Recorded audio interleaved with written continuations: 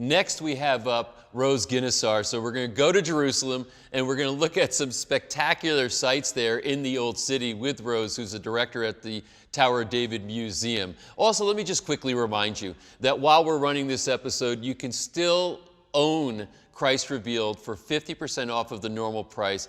I appreciate your support here. It's been magical to be sharing this with you, and I encourage you to not only own it for yourself, but maybe consider other people who would benefit from it. Now enjoy our interview with Rose Ginosar.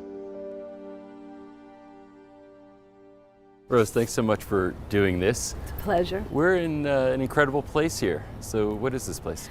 We're actually here at the Tower of David Museum. We are the most continuously occupied site in the city of Jerusalem for 3,000 years. And we're a museum, we're a site, we're a place that tells about the history of Jerusalem, that tells about the universality of Jerusalem and how meaningful the city is for people throughout the world. Mm-hmm. And we're also the Museum of the City of Jerusalem. So we bring art, culture, exhibitions. We're a showcase for what's going on in Jerusalem today. Well, what's interesting is I've been here for a few days, and now that I've come up here, it started to pull everything together. I felt like I was getting pieces, but then you have this incredible view from up here where you can see everything. And then you have these models that you built that show what the city looked like, the connection between this place and where the temple was, the second temple at least. And so there's really kind of gives perspective to the whole city. Now, one thing I'm confused about, they call it the Tower of David, but this is really Herod's, remnants of Herod's palace, right? Herod's palace and even before. But yes, it's an anomaly of history. We all know that history is written by all of us. There isn't one version. And what happened here at the Tower of David is the main tower, the oldest part of the standing museum, was built by King Herod 2,000 years ago. Right. He built it upon remains that are even older than that. We have a building on site that was built in the 19th century that, because we've had this magnificent citadel that was built 3,000 years ago, nobody kind of fooled around with this building that was built in the 19th century until we wanted to take it and make it into, to use it for another purpose. And the archaeologists from the Israel Antiquities Authority said, fine, you can do whatever you want, but first we have to dig. And they dug, and they found in this place 3,000 years of history, and remains of 3,000 years of history. And what's most significant is they found the very foundations of Herod's palace. Now, once they found that, and they found the actual foundations of the palace, they went to theologians and to historians who said, this is proving something that we had thought for many years, that when Pontius Pilate came to Jerusalem, it would not have made sense for him to take up residence in an army camp. Just as in Caesarea, he was in Herod's magnificent palace. Mm-hmm. This palace was considered the most magnificent palace in the entire Roman world. Mm. Why wouldn't Pontius Pilate come and stay here? Also, we know in the Gospels they mention Pilate's wife. Mm. Well, if Pontius Pilate was here, then perhaps that gives truth to the old tradition that the Via Dolorosa began at Mount Zion, where the site of the Last Supper, and came to Pontius Pilate here, which meant that the trial of Jesus took place here.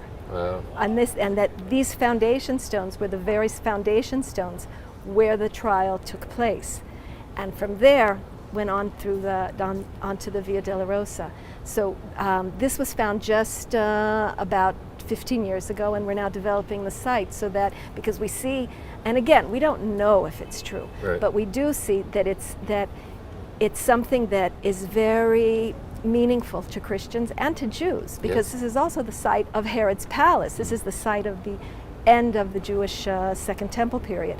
So we have that. We also have, going down, you can see we have a ritual bath, a mikveh, which is not far from those very foundations. And we know that ritual bath was also from the time of the Second Temple period, the last days, the times of Jesus. And what's meaningful for many visitors is to realize that obviously this is not, we're not saying that this is where Mary took Jesus before she went to the temple after he was born, but this is the kind of mikveh, the kind of ritual bath from the very same time period when she was there. Then in the year 70, the Romans came and destroyed the Jewish temple. They destroyed the city of Jerusalem. They destroyed everything. But what they said is, you know what? We're going to teach the world a lesson. We're going to teach the world that you can't rebel against the Roman Empire and get away with it. So they destroy the entire city, and they left one massive tower standing, just as a reminder of how wonderful and how magnificent Jerusalem was before the destruction. This is this tower right over here that was built by King Herod. We fast forward, and the Roman Empire becomes Christian, and Byzantine monks come here, and they know their Bible, and they know there's a Tower of David. And they see this magnificent tower and they say, wow, this has got to be the Tower of David that was left from the time of Jerusalem. And so we have for generations, and for almost a millennia, people called that the Tower of David. Oh, wow, that's a quite interesting story. Even though David was never here. Yeah, he was never here, not far from here. Not far, in the city in of the David city we of were David. in. Exactly. Yeah, you can see it from up here, actually. He may have come here and grazed his sheep.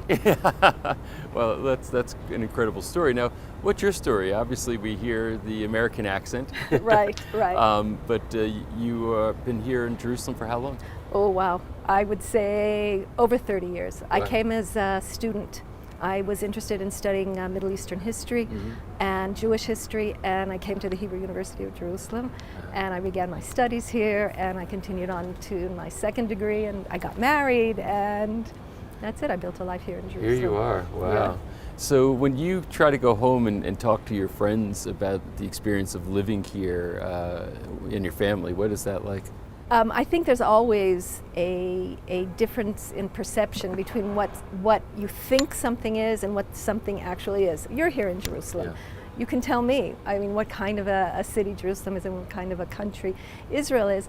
So many times, about so many things, we're all affected by what we hear in the news. And of course, people will say, it's so dangerous to live in Jerusalem, which of course, for us, I think that Jerusalem is probably one of the safest cities in the world. Yes, there are incidents. There's incidents everywhere to our terrible dismay. I mean, we know throughout the world, terrible things happen. But basically, it's a fabulous city. It's a city where you meet everyone here. I'll tell you what spoke to the safety of the city is the fact that I see a lot of young kids walking around unaccompanied. So parents let their kids roam around here unconcerned for their safety. It tells me that they feel very safe in this environment. I have to tell you, when I was a young mother, and I go to the States a lot. I mean, my family is there, and we visit a lot.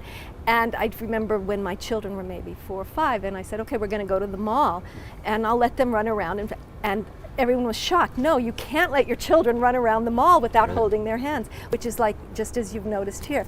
It's unthinkable here. Here, children are very free, and we don't, and kind of fearless. Yeah. That's it for this particular interview. Thanks for joining me. Really excited to take this ongoing journey with you as we keep bringing more content. If you haven't already, you really should subscribe to this channel. There's a lot of phenomenal content coming down the road into the future that you'll want to know about. Leave a comment down here. I think people would love to hear from you, and then you can hear from them too. If you liked it, go ahead and give a like. It only takes half a second, and share this with people that you care about. The world needs more light in it right now. So thanks for being with me. Hope to connect with you again soon.